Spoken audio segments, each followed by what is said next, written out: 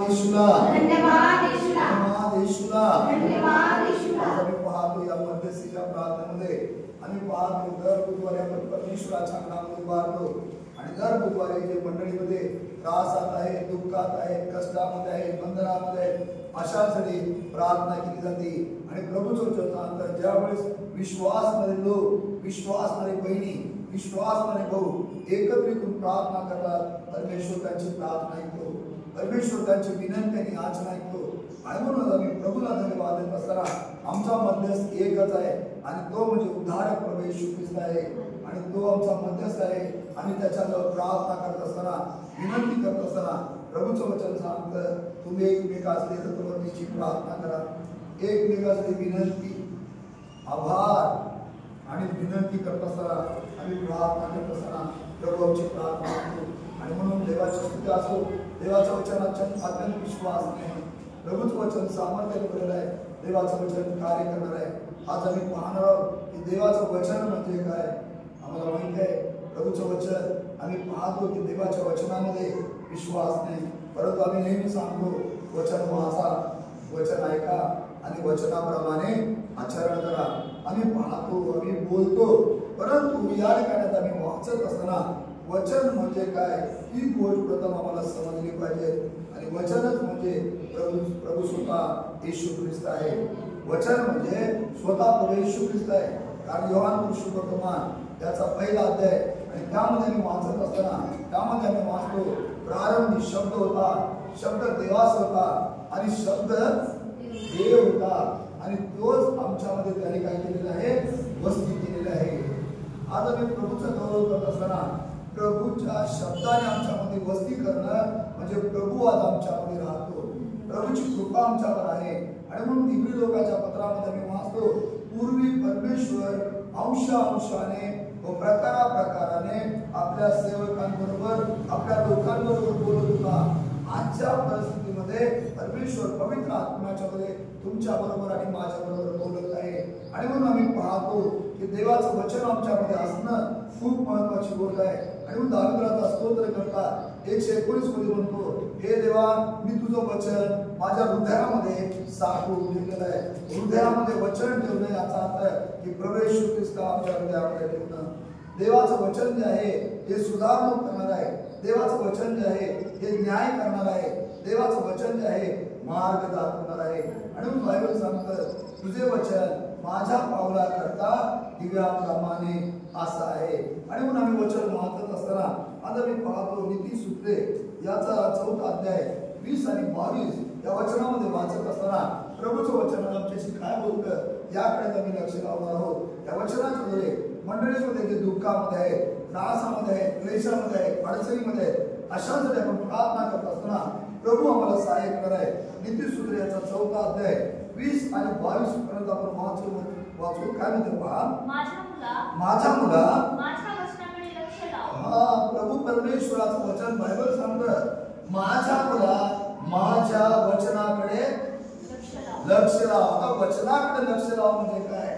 आम्ही पाहतो स्तोत्र संहिता त्याचा 34वा अध्याय आणि 5व्या वचनामध्ये प्रभूचं वचन सांगतं जितक्याने त्याच्याकडे पाहिले, जितक्याने त्याच्याकडे पाहिले ते प्रकाशित झाले, त्यांची मुखे लज्जेने कदापि आळवणार नाही. आणि देवाचं वचन हेच सांगतं माझ्या मुला माझ्या वचनाकडे लक्ष लाव. लक्ष लाव म्हणजे पाहणं, समजून घेणं आणि त्याप्रमाणे आचरण करणं. माझ्या वचनाकडे लक्ष लाव, माझ्या सांगण्याकडे कान दे, माझ्या सांगण्याकडे कान दे, ती तुझ्या डोळ्यापुढून जाऊ देऊ नको, ती तुझ्या डोळ्यांपुढून जाऊ देऊ नको, ती आपल्या अंतःकरणात ठेव, ती आपल्या अंतःकरणात. आमेन.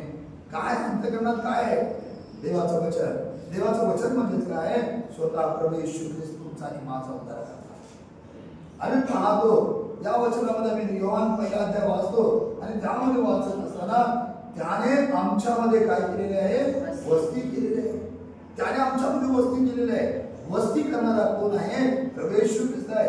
आणि या ठिकाणी शलोमोन राजा म्हणतो माझ्या मुला माझ्या वचनाकडे लक्ष लाव, माझ्या सांगण्याकडे कान दे, ती तुझ्या डोळ्यांपुढून जाऊ देऊ नको, ती आपल्या ती आपल्या अंतःकरणामध्ये ठेव. आमेन. अंतःकरणात ठेवल्यानंतर काय आहे? या प्रभूचं वचन आमच्यामध्ये आहे, स्वतः प्रभू आमच्यामध्ये आहे. बायबल सांगतं तुमच्या अंतःकरणातून जीवनी पाण्याचे झरे वाहतील. जीवनी पाण्याचे झरे म्हणजे काय? जे मृत्यूमध्ये आहे, जे बंधनामध्ये आहे, जे त्रासामध्ये आहे, जे क्लेशामध्ये आहे, जे अडचणीमध्ये आहे, जे दुःखामध्ये आहे, अशांच मी प्रार्थना करत असताना, अशांच विनंती करत असताना आमच्यामधून ते देवाचं वचन बाहेर पडतंय, अनेकांना जीवन देणार आहे, अनेकांच्या जीवनामध्ये कार्य करणार आहे. आणि म्हणून मुलांनो, आम्ही समजून घेतलं पाहिजे की प्रभू आज माझ्यामध्ये आहे का? प्रभूचं वचन माझ्यामध्ये आहे का? प्रभूच्या सेवेमध्ये मी आहे का? प्रभूचं मी कार्य करते का, करतो का? या गोष्टी आमच्या जीवनामध्ये खूप महत्वाची गोष्ट आहे. आणि पुढे जाऊन मी वाचतो इब्री लोकांच्या पत्रामध्ये वाचत असताना, इब्री लोकांच्या पत्राचा 4था अध्याय आणि 12 वचनामध्ये वाचत असताना प्रभूचं वचन कसं आहे? प्रभूचं वचन जे आहे विश्वास नाही, प्रभूचं वचन जे आहे हे सामर्थ्याने भरलेलं आहे. प्रभूचं वचन जे आहे हे आठवड्याप्रमाणे आहे, अग्नीप्रमाणे आहे. प्रभूचं वचन काय म्हणते पहा. कारण देवाचं वचन कसं आहे? सजीव आहे. देवाचं वचन असं मृत आहे का? सजीव आहे. आणि ते सजीव वचन जर आमच्यामध्ये ठेवलं, देवाचा पुत्र प्रभू येशू ख्रिस्त जर आमच्यामध्ये ठेवला, आम्ही देखील सजीव आहोत. आम्ही देखील कसं आहे? जिवंत आहे. पुष्कळ लोक आहेत बघा तुम्ही, जिवंत आहेत, परंतु त्यांच्यामध्ये जे जिवंतपणा आहे, जे जिवंतपणा आहे ते त्यांच्यामध्ये नाही, परंतु प्रभूने आमच्यामध्ये जिवंतपणा ठेवला आहे. आणि म्हणून बायबल सांगतं या वाटेने जाणारे लोक थोडके आहेत. या वाटेने, या रस्त्याने, अरुंद दरवाजाने जाणारे कसे थोडके आहेत, परंतु त्यांच्यामध्ये जीवन आहे. हालेलुया. आणि मग प्रभूचं वचन सांगतं काय म्हणते? देवाचं वचन, देवाचं वचन कसं आहे? सजीव आहे, त्याच्यामध्ये जीव आहे. देवाचं वचन सजीव, सक्रिय. सक्रिय म्हणजे काम करा. आज जर तुमच्या जीवनामध्ये, आज आम्ही पाहतो या बुधवारच्या मध्यस्थीच्या प्रार्थनेमध्ये आम्ही प्रार्थना करत आहे, देवाचं वचन सक्रिय आहे. काय सक्रिय आहे? आम्ही इथून प्रार्थना करत असताना जे मंडळीमध्ये दुःखात आहे, त्रासात आहे, अडचणीमध्ये आहेत, वादळामध्ये आहेत, बंधनामध्ये आहेत, आम्ही विश्वासणाऱ्या बहिणी, विश्वासणारे भाऊ एकत्रितपणे आम्ही प्रार्थना करत असताना प्रभू आमची प्रार्थना ऐकतो. आणि मग प्रभूचं वचन सांगतं, प्रभूच्या वचनामध्ये त्याचं वचन सजीव आहे, सक्रिय आहे. कोणत्याही दुधारी तलवारीपेक्षा तीक्ष्ण असून, कोणत्याही दुधारी तलवार, जगातली जी तलवार आहे त्या कोणत्याही तलवारीपेक्षा परमेश्वराचं वचन कसं आहे? तीक्ष्ण आहे. त्याच्यापेक्षा तीक्ष्ण आहे. कसं तीक्ष्ण आहे? पुढे काय म्हणतात? तीक्ष्ण आहे जीव व आत्मा. सर्वात महत्वाची गोष्ट आहे. माणसाला जीव आणि आत्मा ही गोष्ट महत्वाची. दावीद राजा आहे, यिर्मयाच्या ग्रंथामध्ये मी वाचत असताना त्यामध्ये प्रभूचं वचन सांगतं, हे देवा मला तू बरं कर म्हणजे मी बरा होईल. आज आम्हाला बरं व्हायचं आहे, आमचा जीव आशीर्वादित व्हायचा, आम्हाला बंधनातून बाहेर काढायचं आहे, तर प्रभूचं वचन आमच्यामध्ये पाहिजे. प्रभूचं वचन कसं आहे? सजीव आहे, सक्रिय आहे, कोणत्याही दुधारी तलवारीपेक्षा तीक्ष्ण आहे. ते जीव व आत्मा, सांधे व मज्जा यांना भेदून आरपार जाणारे आणि मनातील विचार व हेतू यांचे परीक्षक असे. काय हे काय आहे? प्रभूचं वचन सांगतं देवाचं वचन आहे कसं आहे?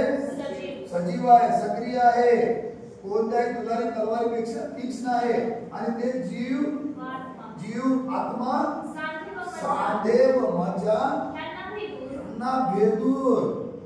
प्रभूचं वचन जेव्हा जातं ना माणसाला, शरीर, मज्जा, तंतू यांना भेदून, त्यावेळेस रक्त येत नाही, मन बदललं जातं, जीवन बदललं जातं, हृदय बदललं जातं. पुष्कळ लोक धर्मांतर नाही. काय आहे? जीवन बदलणं महत्वाचं आहे. जीवन जे त्रासात आहे, दुःखात आहे, व्यसनामध्ये आहे, अनेक क्लेशामध्ये आहे, त्या लोकांच्या जीवनामध्ये प्रभूनी कार्य करणं आणि त्यांच्यासाठी आम्ही मध्यस्थ करणं, त्यांच्यासाठी प्रार्थना करणं हे आमचं आज कर्तव्य आहे. देवाने आम्हाला त्याकरता निवडलंय. आणि म्हणून प्रभूचं वचन सांगतं ते जीव आत्मा सांधे व मज्जा सांधे व मज्जा यांना भेदून आर पार जाणारे आणि मनातील विचार आपण काय म्हणतो पहा आणि मनातील विचार व हेतू त्यांचे परीक्षक असतात. मनामध्ये आम्ही पाहलो आमचा हेतू काय, आमच्या मनामध्ये काय चाललेलं आहे, आमचा हेतू काय आहे. तुम्ही मला दिसणार नाही, कोणत्या भावाला दिसणार नाही, बहिणीला, परंतु देवाचं वचन पाठ करणार आहे, देवाचं वचन परीक्षा करणार आहे. काय म्हणतंय देवाचं वचन काय करणार आहे, परीक्षा करणार आहे, परीक्षा करतो, पाडत होतो.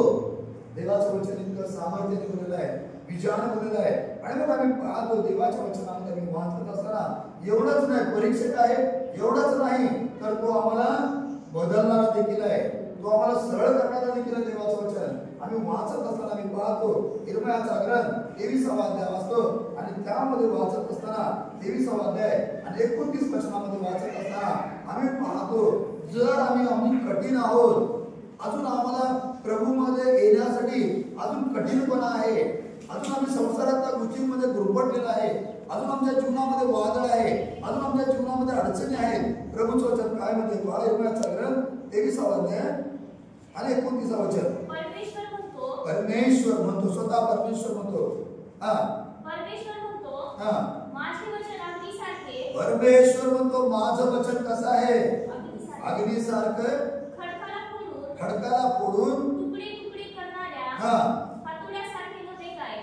परमेश्वराचं वचन. परमेश्वर म्हणतो माझे वचन आणि माझं वचन म्हणजे माझा मी पाठवलेला पुत्र कसा आहे, भस्म करणारा अग्नी आहे. आणि मग या ठिकाणी प्रभूचं वचन सांगतं परमेश्वर म्हणतो माझे वचन अग्नीसारखे खडकाला फोडून खडकाला फोडून तुकडे तुकडे करणाऱ्या हातोड्यासारखे नव्हे का. प्रभूचं वचन विश्वास, परमेश्वराचं वचन कसं आहे, खडकाला फोडून तुकडे तुकडे करतो ना जसा हातोडा, तसं देवाचं वचन आहे.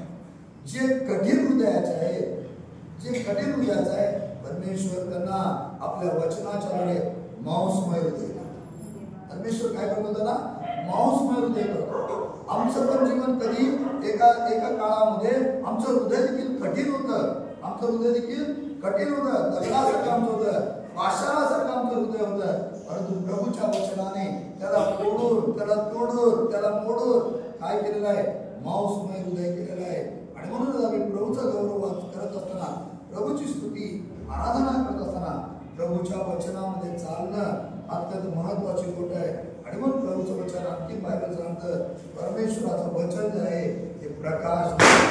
स्तोत्र संहिता 119 आणि 105 वचनामध्ये मी वाचत असताना त्यामध्ये वाचलो त्यावेळेस प्रभूच्या वचनामध्ये आम्हाला समजून येत आहे की परमेश्वराचं जे वचन आहे आमच्या जीवनामध्ये कार्य करणार आहे, आमच्या जीवनामध्ये सहाय्य करणार आहे. काय म्हणते पहा प्रभूचं वचन, तुझे वचन तुझे वचन प्रभूने दिलेला जो आपला स्वतःचा पुत्र आहे प्रभू ख्रिस्त जो आहे तो म्हणतो मी जगाचा काय आहे, प्रकाश आहे. येशूने म्हणते मी जगाचा प्रकाश आहे.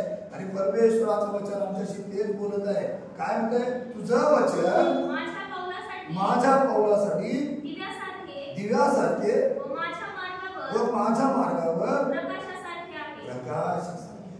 माझ्या मार्गावर कशासारखं आहे, प्रकाशासारखं आहे. आमचा मार्ग अंधकाराचा आहे, क्लेशाचा आहे, अडचणीचा आहे. पण जर येशू आमच्यामध्ये आहे, देवाचं वचन आमच्यामध्ये आहे, आमचा मार्ग प्रकाश आहे.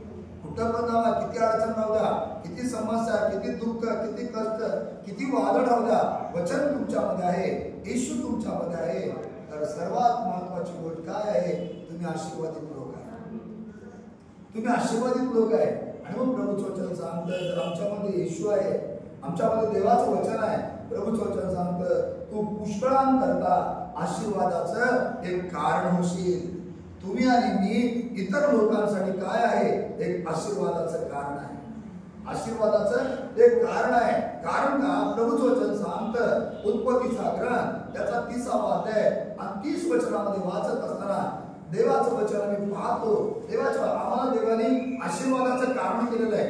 का आशीर्वादाचं कारण केलं तर यामध्ये प्रभूचं वचन सांगतं आम्ही वाचत असताना ज्या घरामध्ये आम्ही जातो, ज्या कुटुंबामध्ये जातो, ज्या लोकांमध्ये जातो, ज्या बहिणींकडे, ज्या भावाकडे जातो, त्या लोकांना, त्या कुटुंबाला प्रभूचं वचन सांगतं आम्ही येण्यापूर्वी तुमच्या जवळ थोडं होतं. प्रभूचं वचन कसं बोलतं बघा. मी येण्यापूर्वी, देवाचे लोक येण्यापूर्वी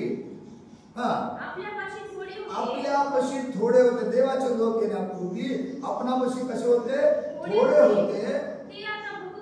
ते आता कसं वाटलं? आम्ही येण्यापूर्वी थोडे होते पण आता बहुत पट वाढले आहे. जेथे माझा पाय लागला, माझा पाय लागला म्हणजे कोण आहे? प्रभूचं वचन आम्ही वाचलंय स्तोत्र संहिता त्याचा 119 अध्याय आणि 5व्या वचनामध्ये परमेश्वर तुझ्या पावला करता प्रकाश असा. आमच्या पावला करता काय? प्रकाश आहे. आम्ही चाललो ना त्या घरामध्ये, आमच्यामध्ये देवाचं वचन आहे, आमच्या बरोबर प्रकाश आहे. आता घरात अंधकार परमेश्वर काढून टाकतो. बघा तुम्ही घरामध्ये अंधकार राहू द्या आणि सगळे लाईटचे बटन बंद असू द्या, घरामध्ये अंधार असतो.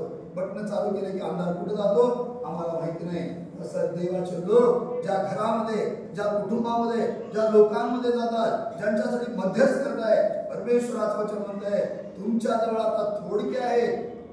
प्रभूचं वचन सांगतं आता तुमच्याजवळ कसं आहे?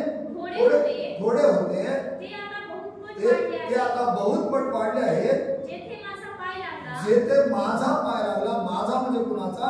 देवाच्या लोकांचा पाय लागला, तेथे परमेश्वराने आपले कल्याण केले. आमेन. आमच्यामध्ये जर प्रकाश आहे, आमच्यामध्ये देवाचं वचन आहे, ज्या घरामध्ये आम्ही जाईल आणि आम्ही फक्त म्हणाला या घराला शांती प्राप्त हो, या घराला आशीर्वाद प्राप्त हो. प्रभूंनी तुम्हाला आणि मला एक आशीर्वादाचं कारण केलं. प्रभूंनी तुम्हाला आणि मला एक आशीर्वादाचं कारण केलेलं आहे. आणि जर आशीर्वादाचं कारण देवाने आम्हाला केलेलं आहे तर आम्ही आशीर्वादित लोक आहे. हालेलुया. आणि मग आमचं बोलणं नेहमी कसं पाहिजे? आशीर्वादित, रुचकर असलं पाहिजे. ज्याप्रमाणे मिठाला चव असती आणि त्याप्रमाणे आमचं बोलणं रुचकर, आमचं बोलणं नेहमी कसं असायला पाहिजे? प्रभूच्या वचनाप्रमाणे असायला पाहिजे. आणि मग पुढे वचन वाचत असताना आम्हाला एक गोष्ट समजून येते. प्रभूच्या वचनामध्ये वाचत असताना याच अध्यायामध्ये 119 अध्याय आणि त्यामध्ये जर आम्ही वचन वाचतो 50 वचन तर त्यामध्ये प्रभूचं वचन काय म्हणतात पहा. 50 वचन. माझ्या दुःखात माझ्या दुःखामध्ये आज जे मंडळीमध्ये मध्यस्थी प्रार्थना आपण काय करतो? माझ्या दुःखामध्ये माझे हे सांत्वन आहे की तुझे वचन तुझे वचन मला काय करतंय? नवजीवन. लोक म्हणजे धर्मांतर धर्म नाही, नवजीवन देणार आहे. येशू जो आहे नवा जीवन देणं म्हणजे काय? दुःखातून बाहेर काढणं, क्लेशातून बाहेर काढणं, समस्यातून बाहेर काढणं, वादळातून बाहेर काढणं, अशा सगळ्या गोष्टीतून बाहेर काढणं आणि त्या व्यक्तीला नवीन जीवन देणं. त्या व्यक्तीला काय करणं? नवीन जीवन. जर मी अंधारा काळात बसलेलो आहे, मी अंधकारामध्ये आहे, मी क्लेशामध्ये आहे, मी अडचणीमध्ये आहे, प्रभूचं वचन सांगते या ठिकाणी यशायाच्या ग्रंथामध्ये अंधारात चालणाऱ्या लोकांनी प्रकाश पाहिला. हा प्रकाश कोणता आहे? तुमचा आणि माझा उद्धार करता, तुमचा आणि माझा मध्यस्थ प्रभू येशू ख्रिस्त आहे. जर आम्ही अंधकारात आहोत, प्रकाश पाहिलेला आहे तर मृत्यू निघून जाणार आहे, अंधकार निघून जाणार आहे, क्लेश निघून जाणार आहे. आणि मग प्रभूच्या वचनामध्ये वाचत असताना प्रभूचं वचन अत्यंत विश्वास नाही काय म्हणतो? 11 वचन. माझ्या दुःखामध्ये, मी दुःखामध्ये आहे, मी दुःखामध्ये आहे. मंडळीमध्ये बहिणी दुःखामध्ये आहे, मंडळीमध्ये भाऊ दुःखात आहे, कुटुंब दुःखात असतील. आज या मध्यस्थीच्या प्रार्थनेमध्ये जी बहीण रडून प्रार्थना करणार आहे, जे भाऊ रडून प्रार्थना करणार आहे, जे विनंतीने याचना करणार आहे, प्रभूचं वचन हे सांगतं माझ्या दुःखात माझे सांत्वन, माझं सांत्वन, माझ्या दुःखामध्ये माझं सांत्वन काय आहे? या ठिकाणी प्रभूचं वचन सांगतं हे माझ्या दुःखात माझे सांत्वन हे आहे की तुझे वचन. आमेन. हालेलुया. हालेलुया. देवाचं वचन बायबल सांगतं तुझं वचन मला नवं जीवन देतं. मी जर दुःखात आहे, प्रभूचं वचन मी वाचतो, प्रभूचं वचन मी ऐकतो, मला काय आहे? नवं जीवन देणार आहे, नवं जीवन देणार आहे. मग आम्ही काय करायला पाहिजे? हे वचन असं सोडून दिलं पाहिजे का? बायबल नेऊन फक्त घरामध्ये ठेवलं पाहिजे का? एस्केलच्या पुस्तकामध्ये देवाचं वचन खूप सुंदर सांगतंय. एस्केलच्या पुस्तकाचा 3रा अध्याय वाचतो त्यावेळेस आम्हाला समजून येतंय, हे मानव पुत्रा, वचन वाचतो पण काय म्हणते पहा. एस्केलचं पुस्तक त्याचा 3रा अध्याय आणि त्यामध्ये प्रभूच्या वचनामध्ये काय म्हणते पहा. एस्केल 3रा अध्याय पहिलं वचन वाचतो. तो मला म्हणाला, मानव पुत्रा, मानव पुत्रा, तुझ्या पुढे जे आले आहे ते सेवन कर, हा पट सेवन कर. देवाचं वचन काय म्हणतंय? परत एकदा वाचा. तो मला म्हणाला, परमेश्वराचं वचन आमच्याकडे आलेलं आहे. तो मला म्हणाला, मानव पुत्रा, तुझ्या पुढे काय आहे? आमेन, हालेलुया. तुझ्या पुढे काय आले आहे ते सेवन कर. हा, सेवन कर. हा पट हे देवाचं वचन, हे धर्मशास्त्र. तू काय कर? सेवन कर. सेवन कर याचा अर्थ काय? मनन कर, त्याचं वाचन कर, त्याच्यामध्ये रममान हो. म्हणजे व जाऊन इस्रायल घराण्याबरोबर बोल, विश्वासणाऱ्या लोकांबरोबर, मंडळीतल्या लोकांबरोबर बोल. त्यांना सांग की प्रभूनी मला स्पर्श केलेला आहे, प्रभूनी मला सहाय्य केलेलं आहे, प्रभूनी मला नवं जीवन दिलेलं आहे, प्रभूनी माझ्या जीवनामध्ये कार्य केलेलं आहे, प्रभूनी मला त्या दलदलीतून काढून, त्या चिखलातून काढून ख्रिस्त मानणाऱ्या खडकावर उभा केलेला आहे. ही त्याची कृपा आहे, ही त्याची दया आहे, ही त्याचं सामर्थ्य आहे. आम्ही पाहतो जग नाशाकडे धावत आहे, जग जे आहे नाशाकडे धावत आहे. परंतु जितक्याने त्याचं वचन स्वीकार केलेलं आहे, जितक्याने वचनाकडे पाहिलेलं आहे, जितक्याने त्याच्याकडे पाहिले ते प्रकाश झालेलं आहे.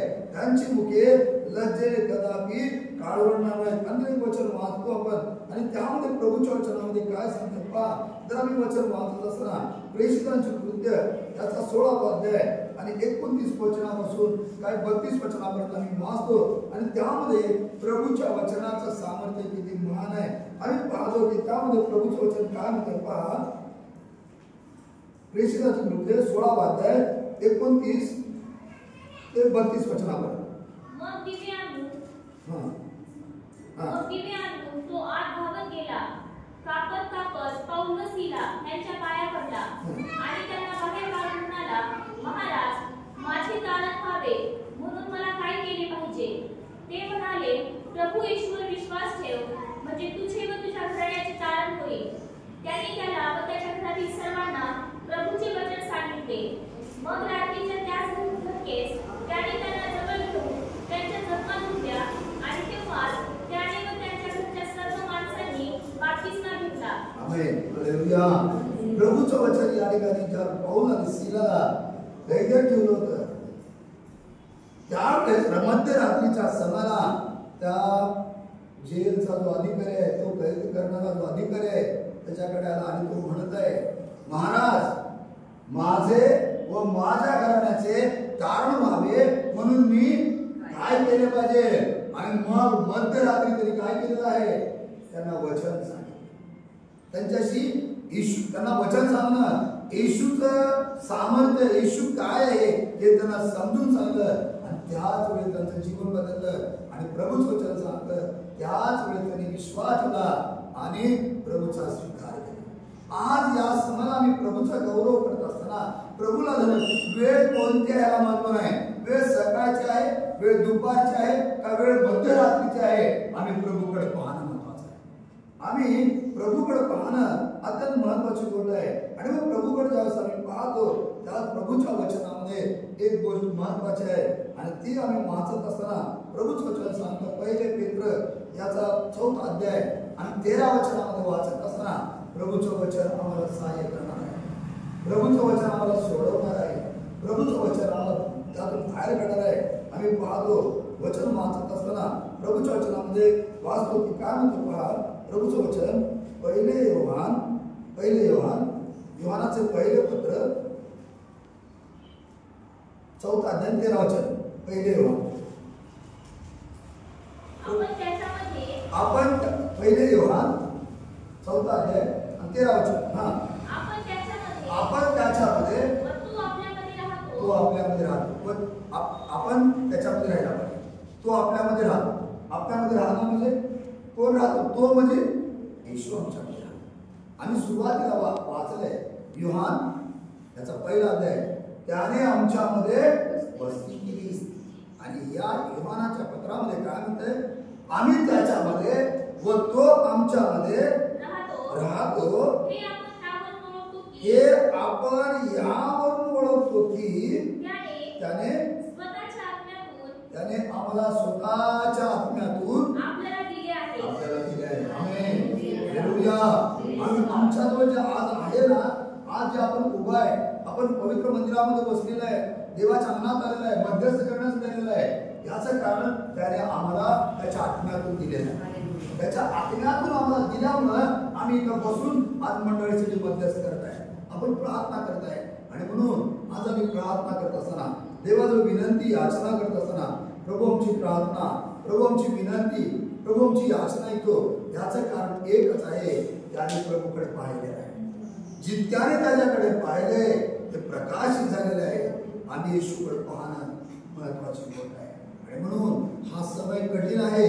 आम्ही पाहतो किती भयानक असे दिवस आहेत. आम्ही रोज न्यूज ऐकतो, रोज आणि रोज भयानक अशी न्यूज आहे. या ठिकाणी असं झालेलं आहे, असं दुःख घटना आहे, या दुःखद घटना आहे, असं पाऊस आलेला आहे, इतकं वाहून गेलेलं आहे. ह्या ज्या गोष्टी आहेत आम्ही वाचत आहेत, आम्ही ऐकत आहोत. यावरून आम्ही काय म्हणायला पाहिजे? प्रभूचं येणं किती जवळ आहे आणि स्वतः सावध असलं पाहिजे. वचन जे आहे, प्रभूचं वचन आम्ही आमच्या हृदयामध्ये ठेवलं पाहिजे. म्हणजे तुम्ही आणि मी वाचणार आहोत, तुम्ही आणि मी सुरक्षित राहणार आहोत. आणि म्हणून देवाच्या वचनाच्या द्वारे प्रभू तुम्हाला आणि मला आशीर्वादित करो. आमेन.